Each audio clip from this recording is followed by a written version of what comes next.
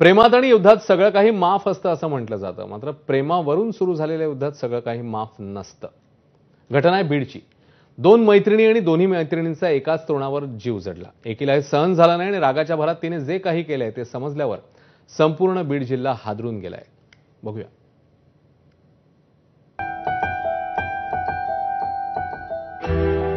प्रेम,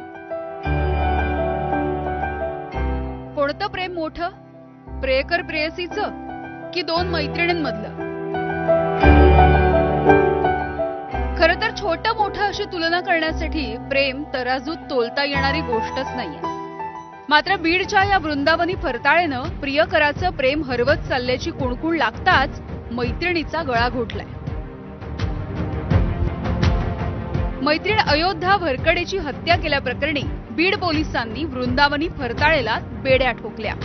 3 वर्षांपूर्वी अपघातामध्ये पतीला गमावल्याच्या नंतर अयोध्या भरकडे होमगार्ड दलामध्ये रुजू झाली।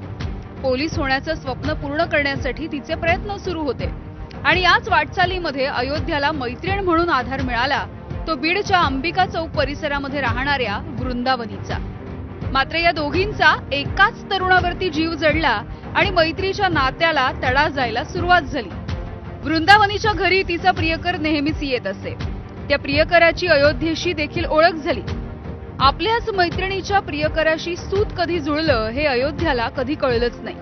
मात्र आपलीच मैत्रीण आपल्याच प्रियकराला जाळ्यात ओढतीये हे समजल्याच्या नंतर वृंदावनीच्या पायाखालची जमीन सरकली।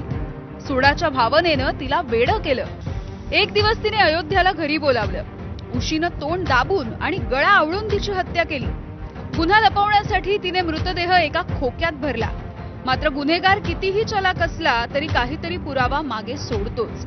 मृतदेह खोक्यात भरणाऱ्या वृंदावनीला सीसीटीव्ही कॅमेरानं कैद केलं। पोलीस स्टेशन शिवाजीनगरच्या टीमने तातडीने माननीय वरिष्ठांच्या मार्गदर्शनामध्ये जी आरोपी आहे, आरोपीचा शोध घेतला, आरोपीला अटक केलेली आहे। सदर गुन्ह्याचा तपास हा अनैतिक संबंधातून झाला असल्याचा प्राथमिक अंदाज आहे। सदरचा तपास चालू आहे। इतर सदर गुन्ह्यामध्ये आणखी कोण आरोपी आहे याबाबत आम्ही तपास करत आहोत। काल महिलेला अटक केलेली आहे। आज माननीय न्यायालयासमोर महिलेला आम्ही हजर करणार आहोत आणि सदर गुन्ह्याचा तपास हा सध्या चालू आहे। मैत्रिणीनेच अयोध्याचा घात केला हे कळल्याच्या नंतर अयोध्याच्या नातेवाईकांच्या ओठावरती या ओळी उमटल्या। महिला आहे आरोपी, ती कोण आहे? ती आमच्या गावातलीच आहे। मागणी काय आता?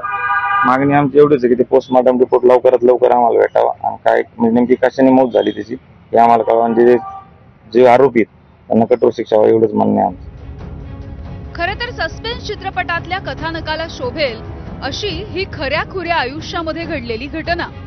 प्रेमाच्या या त्रिकोणामध्ये कुणाचा कोण बरोबर आणि कुणाचा चुकीचा यावरती प्रत्येकाची वेगवेगळी मतं असू शकतील, मात्र कायद्याला भावनेची नव्हे तर कायद्याच्या कलमांचीच भाषा कळते। विकास मानेसह ब्युरो रिपोर्ट, एबीपी माझा, बीड।